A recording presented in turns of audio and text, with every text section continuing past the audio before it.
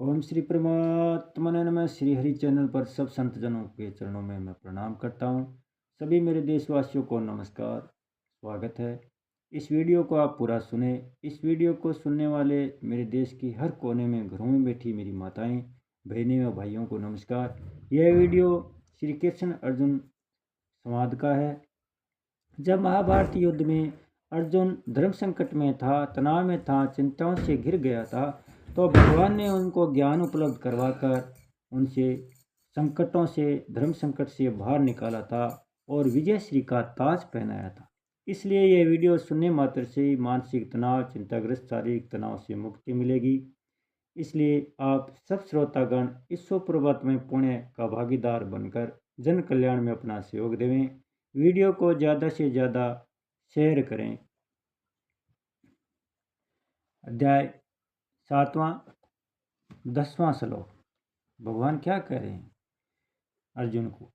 बीजं मामं श्रभूतानां विधि पारथ सनातनम् बुद्धिर्बुद्धिमतामस्मि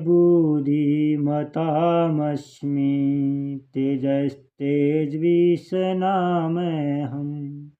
शब्दार्थ। पार्थ, हे प्रथानंदन, सर्वभूतानां संपूर्ण प्राणियों का, सनातनम अनादि, बीजम बीज, माम मुझे, विधि ज्ञान, बुद्धिमता बुद्धिमानों में, बुद्धि बुद्धि और तेजस्वी नाम है तेजस्वियों में, तेज तेज अहम मैं अस्मि हूँ। यानी हे प्रथानंदन, संपूर्ण प्राणियों का अनादि बीज मुझे जान, बुद्धिमानों में बुद्धि और तेजस्वियों में तेज मैं हूँ। व्याख्या। बीजम माम सर्वभूतानां विधि पार्थ सनातन। हे पार्थ, संपूर्ण प्राणियों का सनातन अविनाशी बीज मैं हूँ, अर्थात सबका कारण मैं ही हूँ। संपूर्ण प्राणी बीज रूप मेरे से उत्पन्न होते हैं, मेरे में रहते हैं और अंत में मेरे में लीन होते हैं। मेरे बिना प्राणी की स्वतंत्र सत्ता नहीं है। जितने बीज होते हैं वे सब वृक्ष से उत्पन्न होते हैं और वृक्ष पैदा करके नष्ट हो जाते हैं, परंतु यहाँ जिस बीज का वर्ण है वह बीज सनातन है, अर्थात आदि अंत से रहित, अनादि और अनंत है। इसी को 9वें अध्याय के 18वें श्लोक में अव्यय बीज कहा गया है।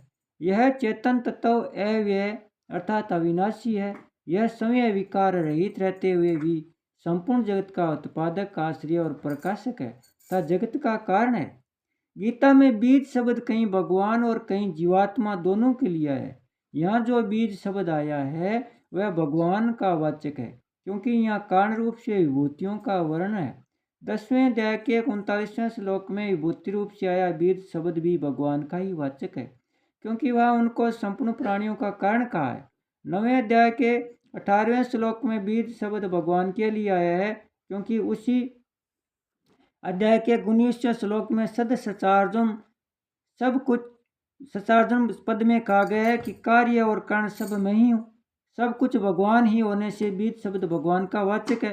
14वें अध्याय के 4 श्लोक में अहम बीज प्रदय पिता, मैं बीज प्रदान करने वाला पिता हूँ, ऐसा होने से वहाँ बीज शब्द जीवात्मा का वाचक है।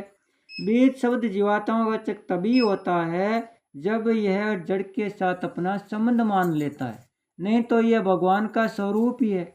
बुद्धिर बुद्धि मतास्मि, बुद्धिमानों में बुद्धि मैं हूँ। बुद्धि के कारण ही वे बुद्धिमान कहलाते हैं। अगर उनमें बुद्धि न रहे तो उनकी बुद्धिमान संज्ञा ही नहीं रहेगी। तेजस तेजस्वी नामहम्, तेजस्वियों में तेज मैं हूँ। यह तेज देवी संपत्ति का एक गुण है